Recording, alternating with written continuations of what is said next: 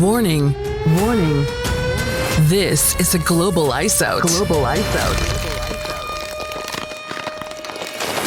Testing the right speaker. Right. Testing the left speaker. Left. Sound successfully recovered. Swan Commander. Connected. And now, the countdown has begun. And now, are you ready for a journey that goes beyond the norms? The Federal Prospects Hockey League just celebrated its 15th anniversary. With a footprint and fan base rapidly expanding, Swan Hockey is now bringing you behind the scenes. Beyond what you see at games. Beyond the arenas. Beyond the crowds. This is FPHL, Beyond the Glass.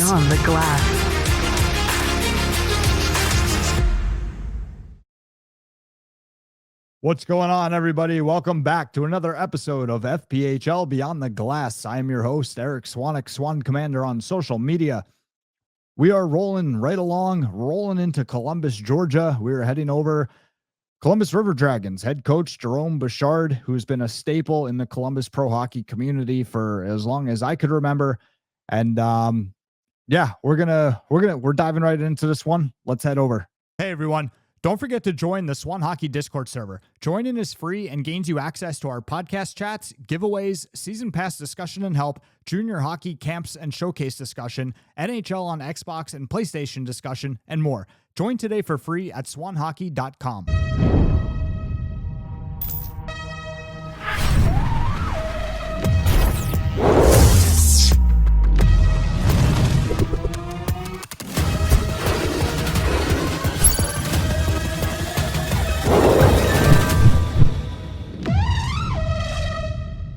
What's going on, Jerome? Thanks for being here. How's it going? How's your summer? Oh, well, I just got back from the Bahamas last week. So, Oh, nice. Yeah, that's where the suntan comes in. But yeah, no, everything else has been good. And, hockey's coming right around the corner. Yeah, for sure. It's going to be here before we know it. I'm looking forward to it. Going into, obviously one of the themes of the show was, has been the expansion of the FPHL in terms of the teams, the footprint, the fan base. You guys were one of the originals down south. What's it been like seeing all these other teams now coming in to the south? Because you guys, obviously, a lot has probably changed in what you guys are seeing day to day. In the north, when all these teams come into the south, the North Division still kind of stays the same. Like, yeah, you have some crossover. But for you guys, it's probably almost like an entirely different schedule than it was when you first started. Yeah, no, it is. And it's nice to have some friendly road trips.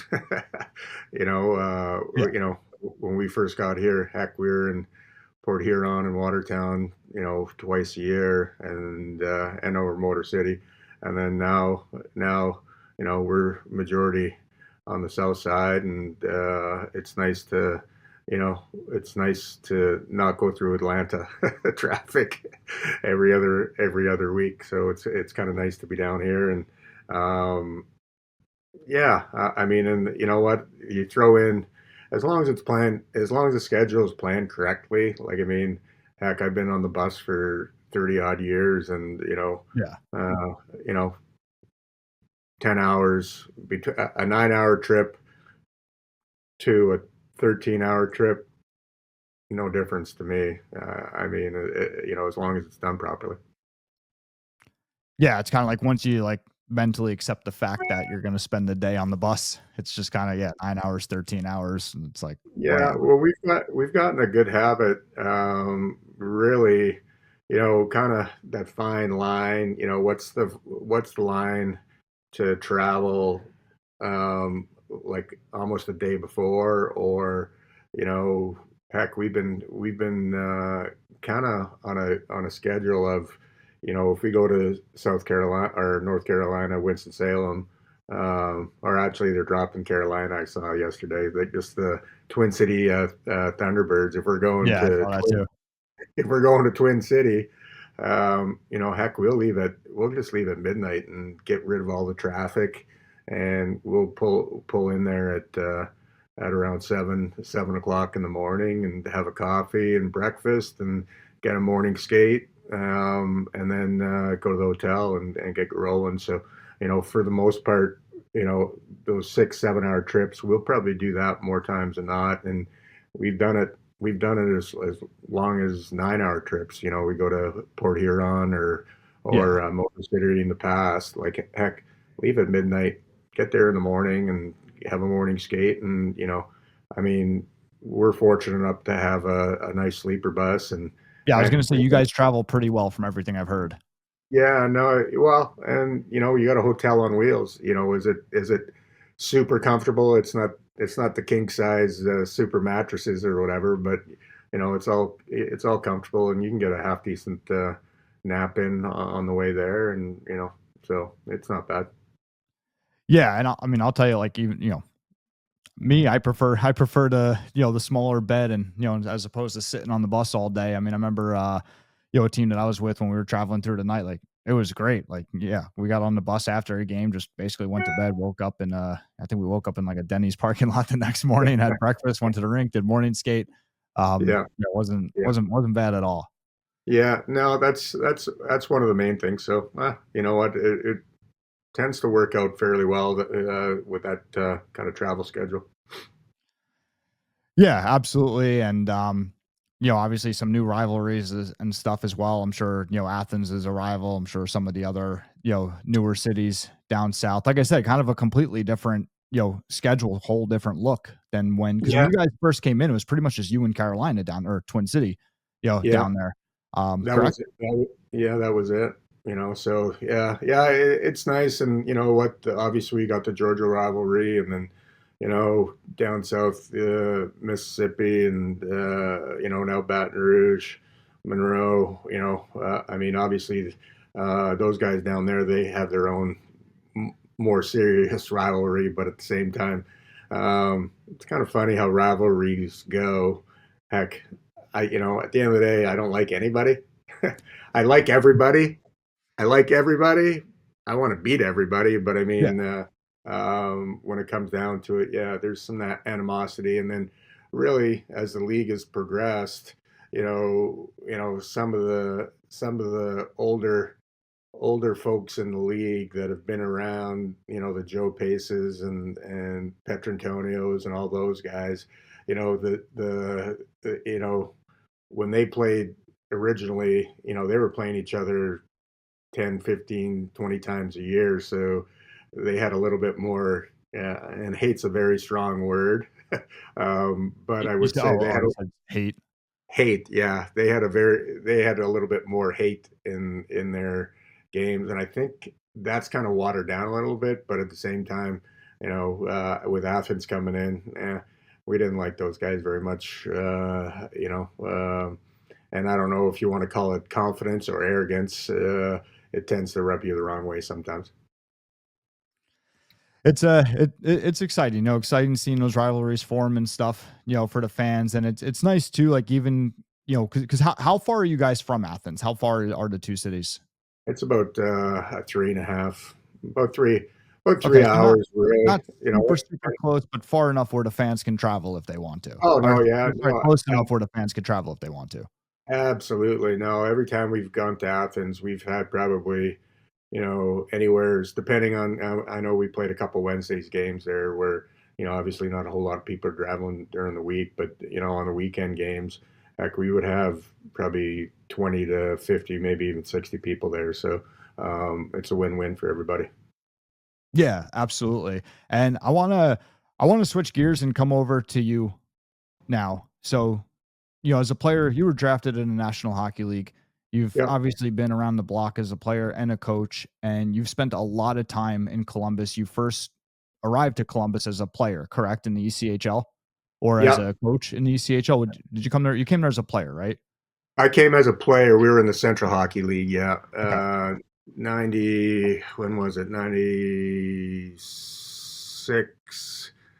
96, 97 is when I came to Columbus. And hockey career wise, obviously I was lucky enough to be drafted by Hartford in the 6th round, 115th overall, which I mean I think uh 115th overall now puts you a little higher, higher in the rounds per se. So, fortunate enough to go to 3 NHL camps. My first camp in Hartford was in Lake Placid, New York, which was great.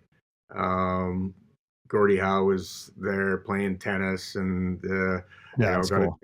got a chance to meet him. And the unfortunate thing, Lake Placid, they had two size rinks. They had a normal size rink, and then they had the Olympic size rink.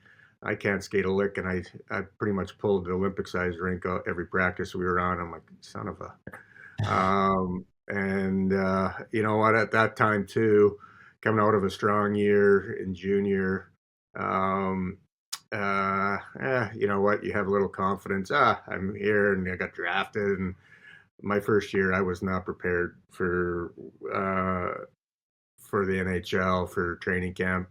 Got sent back for my overage year in junior, and had another great year. And then this is kind of hockey's a small world. Our president of our junior team was Barry Webster. His brother was Tom Webster with LA, and Hartford didn't sign me, so I ended up just signing a tryout with LA. And at that point, the LA Kings were having their American League team in New Haven, and they were transitioning to having moving their number one AAA team to Phoenix, Arizona, closer Okay. to LA. So LA needed like almost 100 guys under contract. So went for a tryout and got an American League deal, and signed with LA for 2 years and played 2 years in New Haven. Kind of said didn't want to play in the East Coast League because it was a beer drinking goon league, and I didn't know what the problem was because I like beer and I like to mix it a little bit. I don't know what the problem was, but my captain in New Haven was Al Tour, and he had signed a contract with the Cincinnati. Were they the Cyclones? I guess back then too. In the old eye, and he Okay. was like, "Hey, this." Were they Mighty Ducks back then? No, they weren't the Or Mighty Ducks. I This was before the Mighty Ducks, I think. Um, so yeah, Al was like, and they were affiliated with the Birmingham Bulls, so ended up signing with Birmingham. And Al said, I'll have you up in Cincinnati in no time. And played 4 years in Birmingham, and then as the story goes, Phil Roberto was the coach, and rest his soul, he just passed away here a couple months ago. And he was the coach. He got fired, and the owner asked me to kind of come in and coach kind of Reggie Dunlop thing for till they hired somebody. So I did that for about 4 games, and then Dennis DeRozier actually got fired from Cincinnati, and he came down to Birmingham, and for whatever reason, he did not like my game or like me personally. I don't really know. Probably not personal. Just didn't like my game, and that didn't work out. And I came to Columbus, and I've been here ever since. So fortunate enough to I played just about every level, and you know what? I think that's why I am still doing what I'm doing. I want to give these kids an opportunity to actually feel what it is to be a pro, what you have to put into it, and just give them that experience that they may never ever get. Sure. And what is it like? I wanted to ask you, like, what is it, what has it meant to you over all these years, and what does it mean to you now? Like with, Columbus going strong in this league and everything, like you've been there for so long. You've been, I know for me personally, like anytime I hear Columbus pro hockey, I think of you, right? That's the first thought that comes to my mind every time. Right, Like you almost can't imagine a pro team in Columbus without you. right. Again, like you played there, right? You coached there, for, obviously coach there. Like what has it Well, meant to you just having this team and all the success that it's having and, still well, going today? you know what? I mean, as a player, it's never been about me. It's been about everything around me. the players that I played with and I was able to coach, and then really the community. And you know what? I don't take that lightly. I mean, the community is a huge thing. I think a lot of players don't realize how much of an impact you have on people's lives around you. Like my motto in life is, you know, yes, I have an immediate family that I have to take care of, but um, life is about everybody around me, right? Um, how do I make people better around me?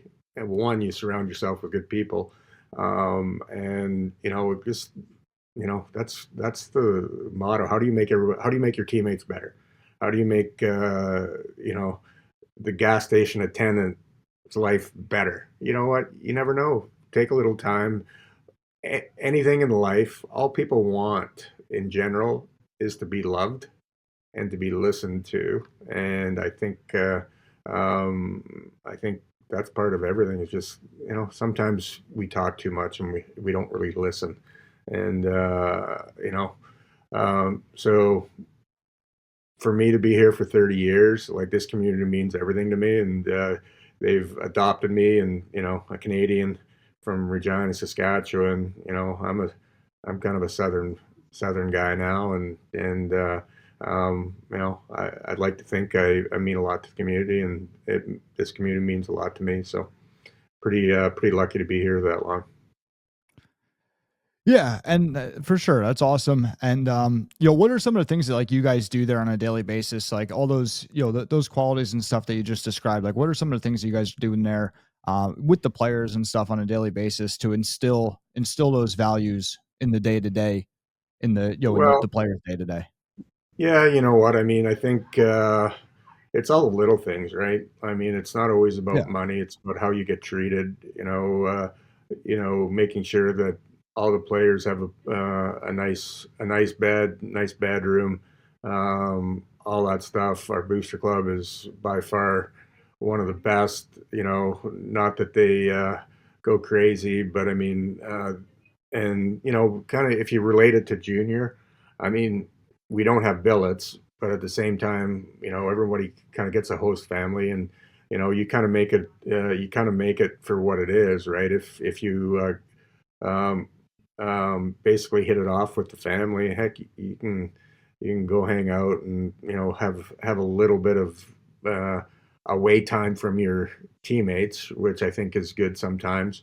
And then so you're saying you all know, your players have like a host family that they don't live with, but every player is paired up with a family. correct, yeah, That's correct. pretty cool. Very different. That's pretty cool. Yeah, yeah, and you know what I mean. At the end of the day, it's not always. Again, it's not always money. It's you know, if the guys needed a toaster at the apartment or whatever, yes, you can ask for a little help or whatever and all that stuff. But I mean, it's really just having a connection with somebody in the community, and you never know, that might turn out to be the most important connection that you make, kind of thing. It's kind of funny when I my first year in New Haven, like obviously in the American League, it's a little different. You have to pay your own.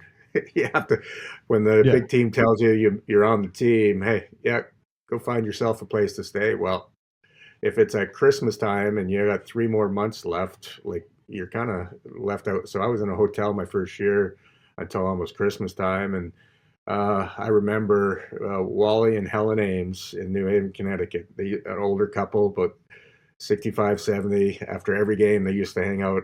They used to go into the bar after the game in the rink, and the boys would all go up and have a drink or whatever. And you know, talking with them, they're like, "Hey, I got a spare room. You can come live with us. You know, if you want, not a big deal or whatever." I'm like, heck yeah, it's perfect.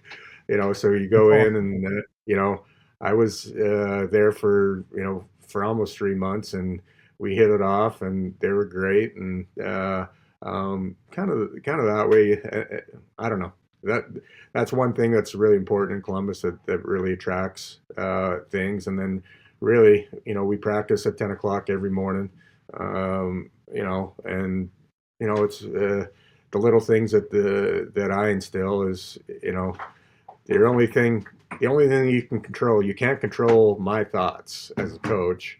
The only thing you can control as a player is your attitude and your effort for the most part. And there's only a couple of rules, be on time and give me everything you got. And if you're have any type of hockey sense whatsoever, you work hard, you're on time, you're a good teammate, you respect everybody in the room, respect my time that I'm putting in to design a practice, and trying to make you better. And um, for the most part, it's not always the big things. It's the little things. It's a matter of stopping and starting. It's a matter of finishing your checks. And if you don't play that way in practice, it's not gonna go over into a game. So um, I think that's the biggest thing, and just really trying to, as a coach, my job is to make it not feel like a job going to practice. It is work, right? But Yeah. it is game. So it's a fine line between, making my guys accountable in practice and having them still have fun getting what we need to be accomplished. So very fine line between yelling, screaming, and blowing the whistle every 2 seconds and yelling at somebody for not doing this and that. And you know what? Practice is for you to make mistakes and to learn from it, and get your reps in to feel where pressure's coming and what's going on. And I need you to make mistakes so I can tell you no, like this is what you should have done or whatever type thing. So um, that's really the basics of day to day here. And then you know I don't particularly have like a team workout or this and that, but um, if I need to step in and say our conditioning isn't where we need to be or this and that, yeah, I mean I'll step in and say something. But for the most part, it's what it is to be professional. Like you need to take care of yourself. You need to eat properly, and if you need to go to the gym and get a workout in, a little extra from what we've been doing, so be it. That's what it is. All about being a professional. Yeah, for sure. And that's it's an interesting topic, and we mentioned it. Steve brought it up in Carolina or Twin City now. Um, about being a pro, right? And that's one of the cool things, like as these guys transition from junior hockey to pro hockey or college hockey to pro hockey, is what you just said. You don't necessarily need to hold their hands every step of the way, like where it's like, hey, I'm not going to tell you exactly what to do for workouts. Be a pro. You should be in shape. If you're not in shape, we're going to have a problem, right? Like you may lose your job. Like I don't need to hold your hand through this. Yeah. It's like just the accountability goes up, and it's kind of more, what I've always found is it becomes more of like it's a job, right? So where it's hey, do your job. How you do it, I don't necessarily care, as long as the job gets done. If you're doing what do what you better perform. Yeah. So Well, just and one then of those cool things between the well, and then amateur levels versus the pro levels. well, and then if you go back to my first experience, right? Go to pro camp. Well, I was the best player, one of the best players in junior hockey in the Western League at the time. I mean, if you look at my stats, I think a junior, I think I was pretty, pretty close to having uh, almost as many points as a Joe Sakic and Mike Modano, and uh, their careers took different avenues, kind of thing. And so I mean, and it's at that point, you know at that point, you're almost relying on your abilities and not so much what it takes to be a pro. And Yep. I was relying on my abilities, and I was kind of a pest to play against and all that stuff. And did I take care of my body? Was I in the best shape that I needed to be at training camp in my first year in the NHL? No, I wasn't. The next year when I got my opportunity, I mean, my camp in LA, I think I had the highest VO2 out of 100 guys in LA. And that didn't help my skating at all, but I mean, I was in shape. And so anyways, that's kind of what I like to, instill in the guys. Yeah, and it's a tough lesson to learn and to even like, realize sometimes because, again, we were talking about it on, in the Twin City episode, or Carolina, I don't know if everyone's used to that yet, but Yeah. just the human body could only to a certain extent it's got limitations, right? You can only shoot a puck so hard, you can only skate so fast. The difference between one thing that I've always found, the difference between an NHL level guy and an American Hockey League level guy, it's not necessarily like your top end guys. Yeah, they got better skill, right? But the biggest difference is mentality, right? Yeah. What they're doing between the ears in terms of being a pro and just thinking the game different, the hockey IQ, the way they're seeing it, the way they're executing, a lot of consistency and everything. And, so that's, that's one thing that it's very important. And it's a tough lesson to learn that, hey, it's a lot of these little things like, to your point before, it's not necessarily the big things because you get to a certain point, everybody's skills and abilities are kind of close, but there's other Well, guys that the little things they're just way better than the other guys. And that's why they're at higher levels. yeah. And then you throw in what we talked about, our travel schedule and the amount of games we play. Yeah. Like, I mean, you go to the NHL, you got the PHPA. Hey, you can only play 3 games a week, or possibly maybe 3 games a week. Who knows? And depending if you got travel and whatever. Like, I mean, heck, we play 5 games in 7 nights sometimes. Yep. And you know what? Everything that you put in off the ice relates to the success you're going to have on the ice when it comes down to that. If you're playing 5 games in 7 nights, if you're not in shape, there's no way you're going to win those games. Now, if you're Yeah. in great shape, now and you're in great shape and your bodies are able to recover quicker, faster, you throw in a 9-hour bus trip, this and that. If you're in shape and you have the right mindset, every game is winnable. Whether you're on at home or on the road, every game is winnable. And then if you throw in execution and all that stuff, you can't execute if you're not in shape. One, you throw in all that, and if you bring it all together, I mean that's success. That's the difference between winning and losing. Yeah. And it's almost kind of like a bit of irony, I guess, is like you got to go through the some of the stuff like you mentioned. So like ECHL, there's a union, American League, there's a union, NHL, obviously there's a union. There's certain union rules and stuff that everybody has to abide by, and you don't have that here. Now there's other, so as you go up, things might get a little bit, I use this word loosely, but a little easier. But even in the Oh, sense no. of because you're Yeah, playing with better players. Like one of my old buddies, he said the easiest league he ever played in was the NHL yeah. because everybody was like even on the ice, everybody was accountable. They're where they're supposed to Yeah. be. The higher And you go up, the easier it is. The higher you go up, the easier it is. Everyone is more disciplined. Everyone's more where they're supposed to be. The difference between you getting a puck on your stick and in your skates when on a breakout is about 2 feet, right? yeah, You got to be disciplined. You got to get back to the hash mark for that outlet pass from the defenseman behind the net. If you're at the top of the circles, those 2, 3 feet, that's a difference between getting the puck on your stick and on in your skates, and that's the discipline. The higher you go up, that puck is on your tape. It's not yeah, in and that's a combination of one, the skill level of that defenseman, but also the discipline of that forward being where they're supposed to be, and all that stuff or whatever. And at the end of the day, you know what? I try to instill in my guys, and everybody wants to be deceptive and make all these unbelievable plays. I'm like, guys, I make it don't need simple. that. I want to play predictable. If I got 5 guys that on the ice that knows where the puck is going, we're gonna win. We're gonna Yeah, go. If yeah, I got a guy that's a riverboat gambler that the other 4 guys have no idea what this guy is doing, like, I mean, it makes it hard to play. It makes yeah. it hard to play with. So, the simpler and the quicker that you're able to get out of your zone and get onto the offensive side of things, by all means, go for it.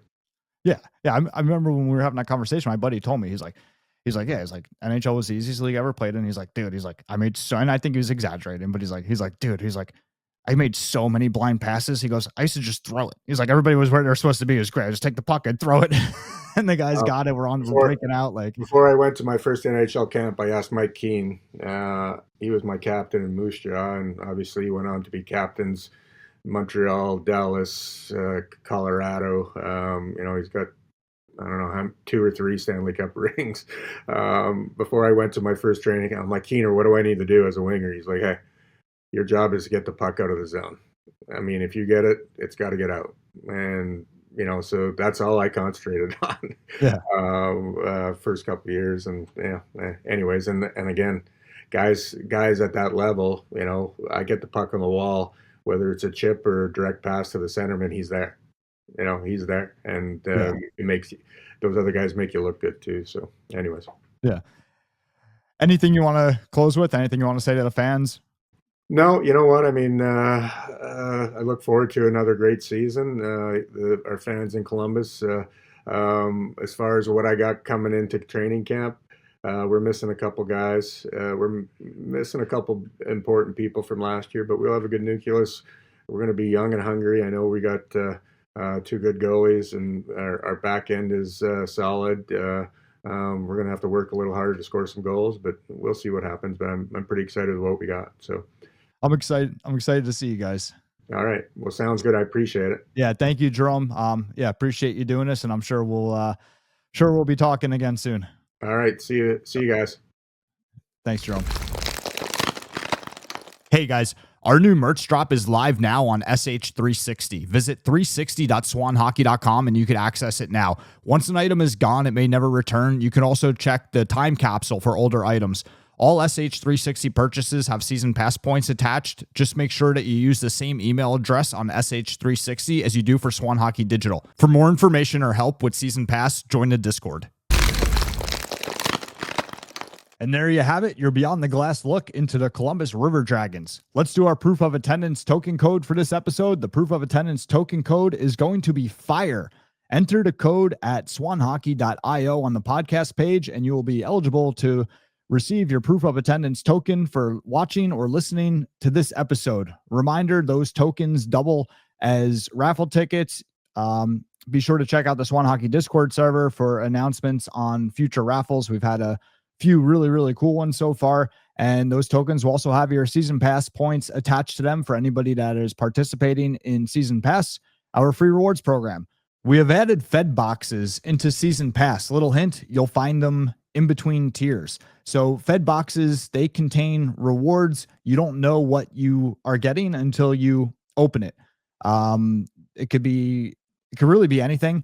Right now, it should range from merch discounts, 10% off, 20% off, 30% off, to press passes, to really cool collectible that right now can only be found in a Fed box.